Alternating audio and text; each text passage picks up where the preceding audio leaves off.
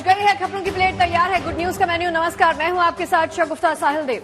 नमस्कार, मैं हूं आपके साथ अदिति। स्वागत है आपका लंच टाइम में। आपके लिए खबरों की प्लेट तैयार है। तो चलिए शुरुआत करते हैं लंच टाइम की और सबसे पहले आप सबको दिखाते हैं आज की ट्रेंडिंग न्यूज कौन सी है।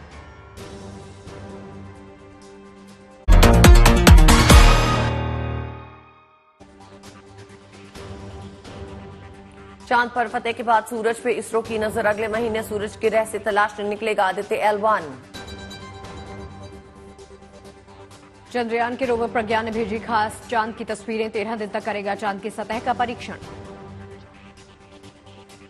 चंद्रयान के जरिए चांद के साउथ पोल पे उतरने वाला पहला देश बना भारत। पूरे देश में चंद्रयान की कामयाबी का जश्न।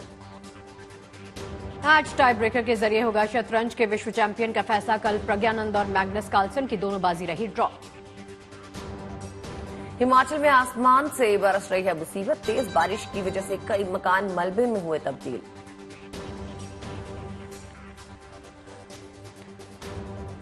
और चलिए लंच टाइम की शुरुआत करते हैं अच्छी खबर के साथ। चंद्रयान 3 की कामयाबी के साथ ही हिंदुस्तान ने अंतरिक्ष की दुनिया में एक नया मुकाम भी हासिल कर लिया है। भारत में बना रोवर प्रज्ञान अब चांद की जमीन पर चहलकदमी कर रहा है। ये वो पल है जिसका इंतजार हिंदुस्तान को बरसों से था। तमाम वैज्ञानिकों की बरसों की मेहनत के बाद हिंदुस्तान का विक्रम लैंडर चांद की सतह पर सॉफ्ट लैंडिंग करने में कल कामयाब रहा। प्रज्ञान रोवर अब करीब 2 हफ्ते तक चांद के रहस्यों से पर्दा उठाता रहेगा। इस कामयाबी से उत्साहित हिंदुस्तान अब अंतरिक्ष में एक और कदम आगे बढ़ाने के लिए पूरी तरह से तैयार है। अगले ही महीने इसरो सूर्य का अध्ययन करने के लिए आदित्य L1 मिशन लॉन्च करने जा रहा है। यह मिशन सूर्य के साथ साथ अंतरिक्ष के वातावरण को समझने के लिए भी बेहद अहम साबित होगा। चांद और सूरज के साथ साथ मंगल पर फतह की तैयारी भी तेज हो गई है। मंगलयान 2 मिशन अगले साल लॉन्च किया जा सकता है। इसरो इस मिशन से जुड़े हुए तमाम टेस्ट भी फिलहाल कर चुका है।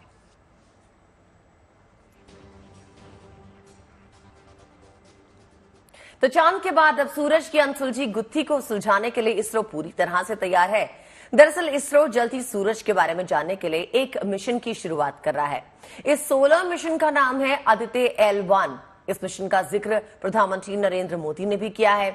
इस मिशन को सफलतापूर्वक अंजाम देने के लिए इसरो ने अपनी तैयारियां अब तेज कर दी हैं। देख सकते हैं चेयरमैन इसरो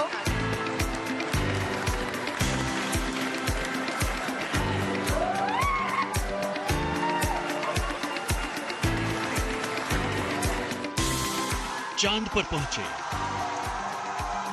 अब सूरज की बारी है। चंद्रयान 3 का लैंडर विक्रम चांद पर कदम रख चुका है। चंद्रमा के साउथ पोल पर सॉफ्ट लैंडिंग कराने वाला भारत दुनिया का पहला देश बन गया है। चांद पर पहुंचने के बाद अब सूरज की बारी है। इसरो जल्द ही सूरज के बारे में अधिक जानने के लिए एक मिशन की शुरुआत कर रहा है। इस सोलर मिशन का नाम है आदित्य L1। इसका ऐलान प्रधानमंत्री नरेंद्र मोदी ने किया है। हमारे सौर मंडल की सीमाओं का सामर्थ्य परखेंगे और मानव के लिए ब्रह्मांड की अनेक संभावनाओं को साकार करने के लिए भी जरूर काम करेंगे। हमने भविष्य के लिए कई बड़े और महत्वाकांक्षी लक्ष्य तय किए हैं। जल्द ही सूर्य के विस्तृत अध्ययन के लिए ISRO Aditya L1 mission launch करने जा रहा है।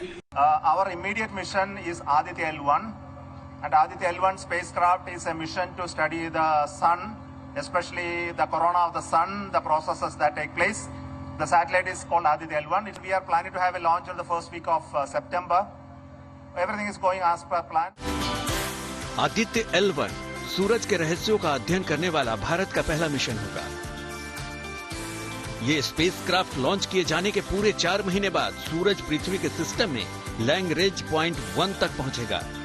अब तक सूर्य पर कुल 22 मिशन भेजे जा चुके हैं। इन मिशन को पूरा करने वाले देशों में America, Germany, European space agency शामिल हैं। सबसे ज्यादा मिशन नासा ने भेजे हैं। यूरोपियन स्पेस एजेंसी ने भी नासा के साथ मिलकर ही अपना पहला सूर्य मिशन साल 1994 में भेजा था। नासा ने अकेले 14 मिशन सूर्य पर भेजे हैं। इनमें से 12 सूर्य के ऑर्बिटर तक रहा है। अब भारत भी मिशन सूरज के लिए तैयार है। उपग्रह के सभी पेलोड का परीक्षण पूरा कर लिया गया है। जल्द ही इसका आखिरी रिव्यू होगा। इसे लॉन्च कब किया जाएगा इसकी तारीख तो फिलहाल तय नहीं की गई है, लेकिन सितंबर के पहले हफ्ते में आदित्य L1 की लॉन्चिंग हो सकती है। Bureau report, good news today. तो देखिए, चंद्रयान 3 की सफलता के बाद अब भारत पूरी तरह से तैयार है अगले मिशन के लिए। मिशन सूर्य भी जल्दी ही लॉन्च हो सकता है, जैसे कि कल एस सोमनाथ ने भी अनाउंस किया है कि मिशन सूर्य हम अगले साल लॉन्च कर सकते हैं।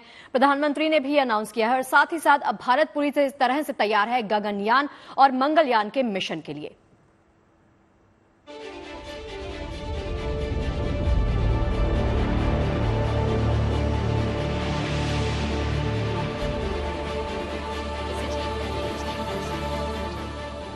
चंद्रयान के जरिए चांद पर हिंदुस्तान के कदम।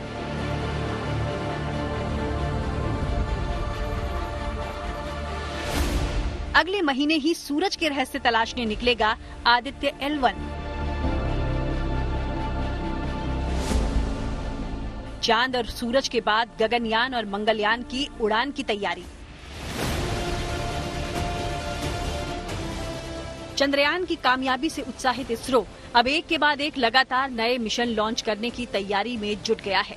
जब चंद्रयान का रोवर प्रज्ञान चांद की जमीन के रहस्य तलाश रहा होगा, तभी इसरो का आदित्य L1 सूरज की रहस्य तलाशने के लिए रवाना हो जाएगा। इन कामयाबियों के साथ ही भारत अपने दम पर अंतरिक्ष में एस्ट्रोनॉट्स को भेजने की दिशा में तेजी से आगे बढ़ रहा है।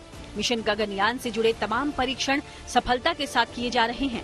इसी महीने की 14 तारीख को इसरो ने मिशन गगनयान के लिए डॉग पैराशूट का सफल परीक्षण किया। ये पैराशूट ही गगनयान की सुरक्षित वापसी की गारंटी है। ये पैराशूट गगनयान के वापस लौटते वक्त क्रू मॉड्यूल की रफ्तार को कम करता है।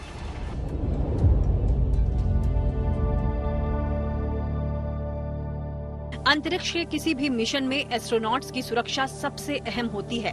वापसी के दौरान क्रू मॉड्यूल जब धरती के वायुमंडल में दाखिल होता है तो उसे कुछ मिनटों तक बेहद कठिन दौर से गुजरना पड़ता है। वायुमंडल की रगड़ खाते हुए क्रू मॉड्यूल का तापमान बहुत ज्यादा हो जाता है। इस मॉड्यूल को समंदर में उतारने के लिए पैराशूट का सहारा लिया जाता है। ऐसे में पैराशूट का भरोसेमंद होना सबसे जरूरी है। कई बार के सफल परीक्षणों ने इस पैराशूट की क्षमता पर मोहर लगा दी है। इससे पहले इसरो और नौसेना की टीम ने ईस्टर्न नेवल कमांड में गगनयान के क्रू मॉड्यूल की रिकवरी का सफल ट्रायल भी कर लिया है। विशाखापट्टनम में नौसेना और इसरो की टीम ने गगनयान के क्रू मॉड्यूल को बेहद कठिन परिस्थितियों में टेस्ट किया है। इस मुश्किल परीक्षा में गगनयान के क्रू मॉड्यूल ने अपनी काबिलियत और ताकत का प्रमाण दे दिया। Gaganyaan program is moving steadily. It is a very complex program. The only point that we don't want to miss the very first attempt. Of course, Chandrayaan 2 had that problem. So here we are moving very cautiously to ensure that we do enough number of tests, enough number of simulation.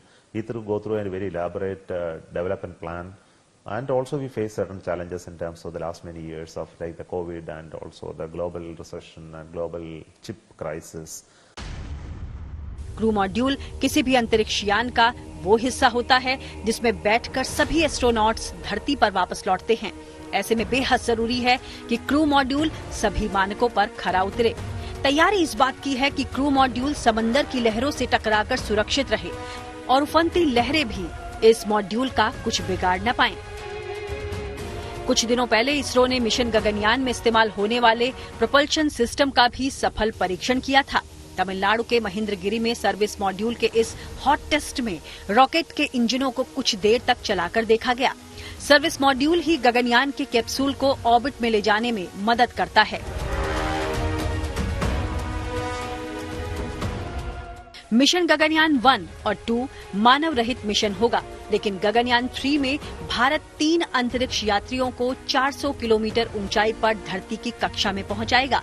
ये अंतरिक्ष यात्री 3 दिनों तक अंतरिक्ष में ही रहेंगे और फिर समंदर में इनकी सुरक्षित वापसी कराई जाएगी। भारत के मिशन गगनयान पर पूरी दुनिया की नजरें टिकी हुई हैं। इस मिशन की कामयाबी के साथ भारत दुनिया के उन चुनिंदा देशों में शामिल हो जाएगा जो अपने दम पर अंतरिक्ष में एस्ट्रोनॉट्स भेजने की काबिलियत रखते हैं। गगनयान के साथ ही साल 2024 में ही मंगलयान 2 मिशन लॉन्च करने की तैयारी भी तेज हो गई है। पहले मंगलयान मिशन की कामयाबी के साथ भारत को पूरा भरोसा है कि मंगलयान 2 मिशन भी अपने मकसद में कामयाब जरूर होगा।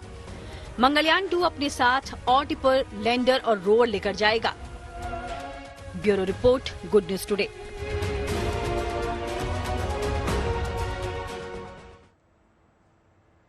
अब तक चांद के बारे में कही और सुनी गई उन तमाम बातों और दावों की सच्चाई दुनिया के सामने आने वाली है, क्योंकि हिंदुस्तान का चंद्रयान 3 अब चांद की सतह पे रिसर्च कर रहा है।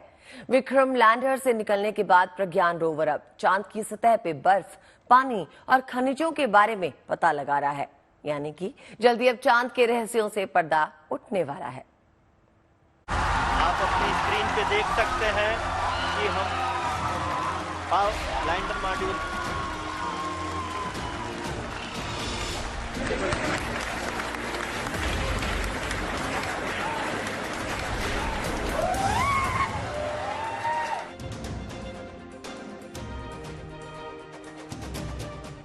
चांद पर हिंदुस्तान का परचम लहराने के बाद अब चंद्रयान 3 अपने आगे के मिशन में जुट गया है।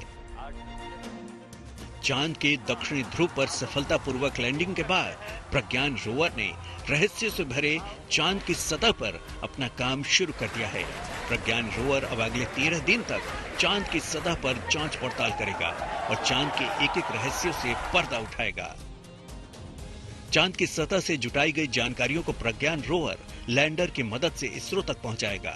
इसके लिए प्रज्ञान रोवर में 2 पेलोड्स लगाए गए हैं, जिनके जरिए प्रज्ञान रोवर चांद की सतह पर मौजूद पानी और बर्फ के बारे में जानकारी इकट्ठा करेगा। साथ ही प्रज्ञान रोवर केमिकल्स यानी रसायनों की मात्रा और गुणवत्ता की स्टडी करेगा और चांद पर मौजूद खनिजों के बारे में भी पता लगाएगा। इसके अलावा प्रज्ञान रोवर चांद की सतह पर भूकंप की भी जांच करेगा। साथ ही प्रज्ञान रोवर इसरो समेत दुनिया भर के वैज्ञानिकों को चांद पर भविष्य की स्टडी के लिए जानकारियां भी इकट्ठा करेगा। So this rover will go down around for the surroundings, maybe a few hundred meters at best, and then try to analyze locally what is there. Of course, it will take close pictures to start with. Then, of course, it will try to look at the minerals and the water component, and also the helium-3 and so on, and type of seismic phenomena which may take place there, and again the type of rare atmosphere which is around the moon and its characteristics, the ionization effects and so on. So it's going to be a very unique experimental setup, and it is going to throw a lot of light on the origin of the moon and its behavior. चांद पर research के दौरान प्रज्ञान rover के कदम जहां जहां भी पड़ रहे हैं, वहां वहां प्रज्ञान अपने पीछे हिंदुस्तान के राष्ट्रीय चिन्ह और इसरो के लोगों की छाप भी छोड़ता जा रहा है, जो चांद के दक्षिणी ध्रुव पर हिंदुस्तान के अमिट निशान है। Bureau report, good news today. और अभी हम तो देखिए, इसरो की मिशन चंद्रयान 3 की कामयाबी का जश्न पूरे देश में बड़े ही धूमधाम के साथ मनाया गया। क्या आम और क्या खास, हर किसी ने अपने अपने स्टाइल से, अपने अपने तरीके से इस पल को सेलिब्रेट किया है और जिया है, और इसरो के वैज्ञानिकों को बधाई दी है।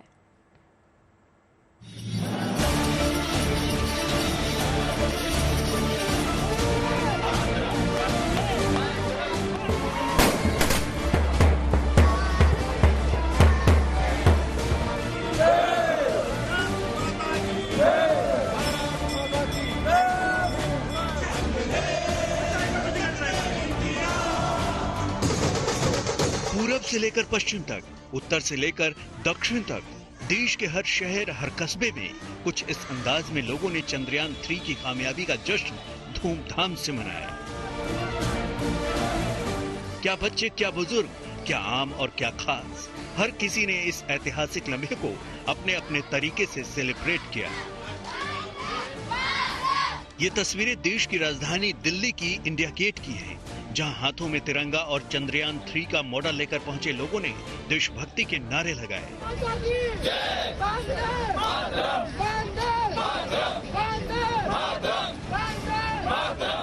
साथ ही साथ जश्न में शामिल छात्रों ने देशभक्ति के गीत गाए।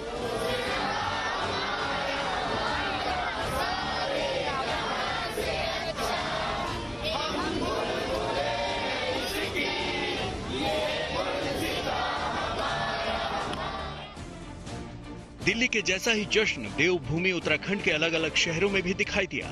वहां भी लोग जश्न मनाने के लिए सड़कों पर ढोल नगाड़े लेकर उतरे, जबकि कुछ लोगों ने एक दूसरे को मिठाई खिलाकर और आतिशबाजी करके अपनी खुशी का इजहार किया।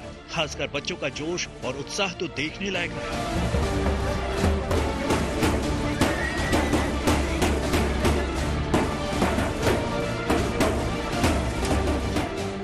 तो वहीं केदार घाटी में लोगों ने तिरंगा रैली निकाली, जिसमें आम लोगों के साथ साथ साधु संतों ने बढ़ चढ़कर हिस्सा लिया।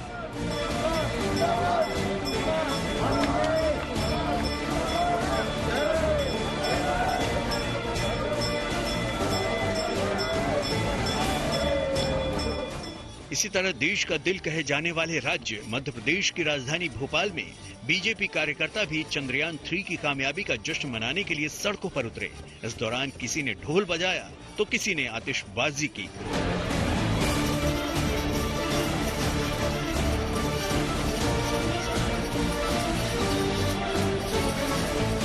देश के वैज्ञानिकों की कड़ी परिश्रम और मेहनत के बाद आज चंद्रयान की लैंडिंग हो गई है। उसको लेकर पूरे देशवासी खुशी से झूम उठे हैं। पूरे देश में खुशी का माहौल है। आज भोपाल में हम सभी लोग भोपाल गेट पर एकत्रित हुए हैं। यहाँ पे आतिशबाजी की गई, सब लोगों ने एक दूसरे को बधाई दी। वहीं देश की सरहदों की रक्षा करने वाले हमारे सुरक्षा बल के जवानों ने भी इस जश्न में बढ़ चढ़कर हिस्सा लिया, जिसकी एक तस्वीर जम्मू से आई। वहां सीआरपीएफ के जवान चक दे इंडिया गाने पर जमकर झूमे।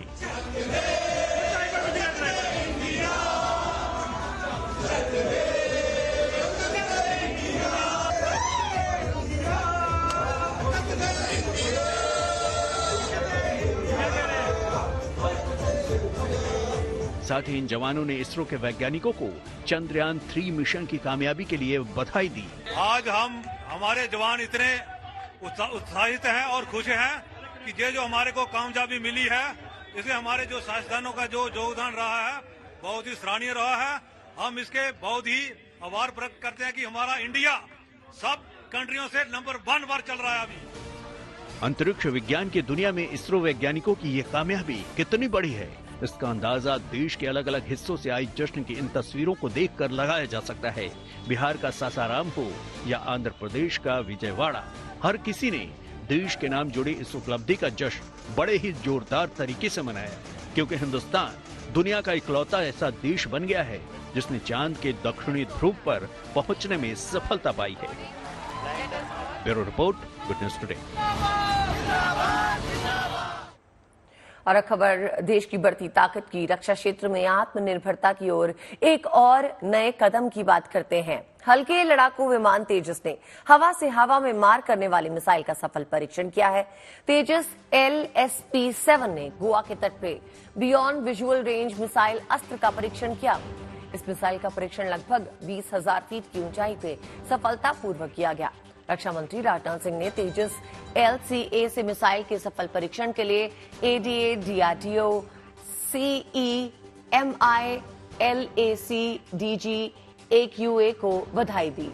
अस्त्र मिसाइल का निर्माण और विकास defence research and development laboratory DRDL और DRDO की अन्य लेबोरेटरीज ने मिलकर किया है। इस तरह ये एक शानदार स्वदेशी हथियार है जो हिंदुस्तान की ताकत को मजबूत धार देगा।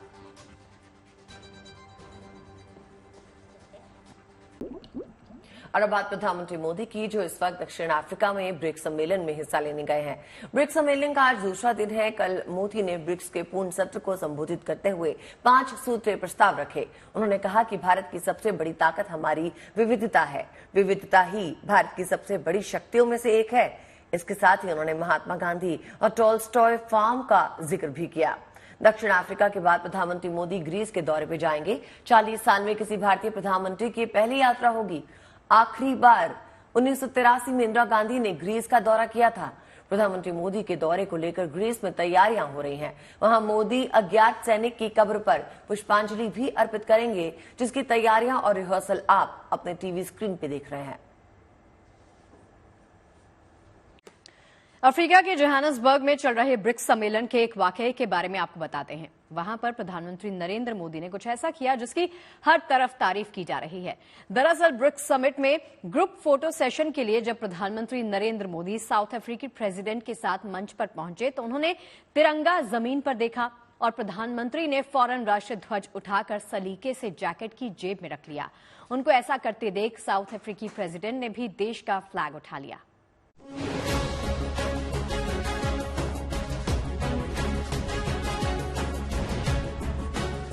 प्रधानमंत्री नरेंद्र मोदी यूं ही नहीं दुनिया के सबसे लोकप्रिय नेता हैं। पीएम मोदी जहां जाते हैं वहां छा जाते हैं। पीएम मोदी ने जोहानिसबर्ग में भी कुछ ऐसा किया जिसे देखकर हर हिंदुस्तानी का सीना गर्व से चौड़ा हो जाएगा। दरअसल जोहानिसबर्ग के सैंटन कन्वेंशन सेंटर में बैठक से पहले ब्रिक्स नेताओं की ग्रुप फोटो खींची जानी थी और नेताओं के खड़े होने के लिए पहले से ही जगह तय की गई थी। और जब मंच पर तय जगह की ओर पीएम मोदी और साउथ अफ्रीका के राष्ट्रपति सिरिल रामाफोसा आगे बढ़े तो मंच पर नेताओं के खड़े होने के लिए हर देश के झंडे से मार्किंग की गई थी। लेकिन जैसे ही प्रधानमंत्री मोदी की नजर जमीन पर रखे तिरंगे पर पड़ी, उन्होंने बिना वक्त गवाए तुरंत तिरंगे को उठाया और अपनी जेब में रख लिया। पीएम मोदी का तिरंगे के प्रति सम्मान देखकर दक्षिण अफ्रीका के राष्ट्रपति सिरिल रामाफोसा ने भी अपने देश के झंडे को मंच से उठा लिया।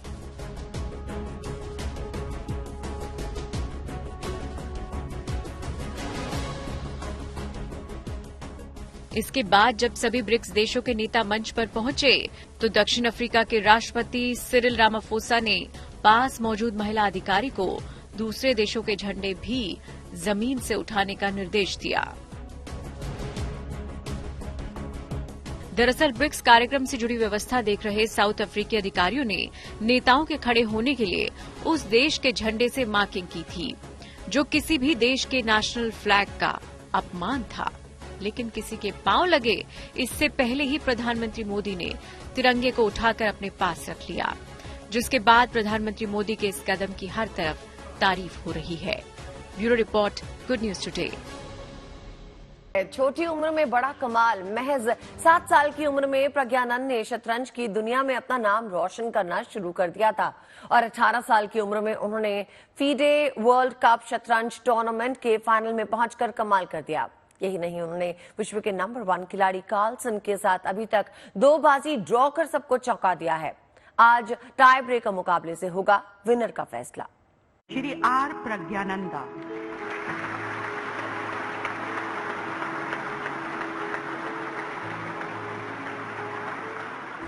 महज 18 साल की उम्र और कारनामा ऐसा कि दुनिया दांतों तले उंगली दबा ले। अभी अभी प्रज्ञानानंद हिंदुस्तान में ड्राइविंग लाइसेंस हासिल करने की उम्र पर पहुंचे हैं, लेकिन नाम अभी से दुनिया में रोशन हो रहा है। भारतीय शतरंज के ग्रैंड मास्टर रमेश बाबू प्रज्ञानानंद ने फिडे वर्ल्ड कप शतरंज टूर्नामेंट के फाइनल में जगह बनाकर सबको चौंकाया था, लेकिन फाइनल में दुनिया के नंबर 1 खिलाड़ी मैग्नस कार्लसन के खिलाफ 2 दिन में 2 बाजी ड्रा खेलकर अपनी प्रतिभा का लोहा मनवाया है। प्रज्ञानानंद ने दोनों बाजियों में 32 साल के कार्लसन को कड़ी टक्कर दी है। दोनों के बीच पहली बाजी 34 चालों तक गई थी, मगर नतीजा नहीं निकल सका, जबकि दूसरी बाजी में दोनों के बीच 30 चालें चली गईं, लेकिन ये भी बेनतीजा रही। भारतीय ग्रैंड मास्टर प्रज्ञानानंद ने फिडे विश्व कप शतरंज टूर्नामेंट के सेमीफाइनल में अपने खेल से सबको प्रभावित किया। टाई ब्रेकर में दुनिया के तीसरे नंबर के खिलाड़ी फाबियानो करुआना को 3.5, 2.5 से हराया। वहीं 2 मैचों की क्लासिकल सीरीज 1-1 से बराबरी पर समाप्त होने के बाद प्रज्ञानानंद ने बेहद रोमांचक टाई ब्रेकर में अमेरिका के दिग्गज ग्रैंड मास्टर को पछाड़कर अपना दबदबा कायम किया। लंच टाइम के आखिरी पड़ाव में हम आपको दिखाते हैं किसी महान व्यक्ति के विचार। डालते हैं नजर आज के विचार पर। सफलता की खुशी मनाना अच्छा है, लेकिन उससे ज्यादा जरूरी है अपनी असफलता से सीख लेना, ये कहा है बिल गेट्स ने। उम्मीद है खबरों के इस लंच टाइम में आपको पेट भर जानकारियां मिली होंगी। और चलिए इस बात के साथ छोड़ जाते हैं, मुलाकात होगी शुक्रवार को लंच टाइम में हम दोनों के साथ। अपना बहुत ख्याल रखिए, देखते रहिए गुड न्यूज टुडे। नमस्कार।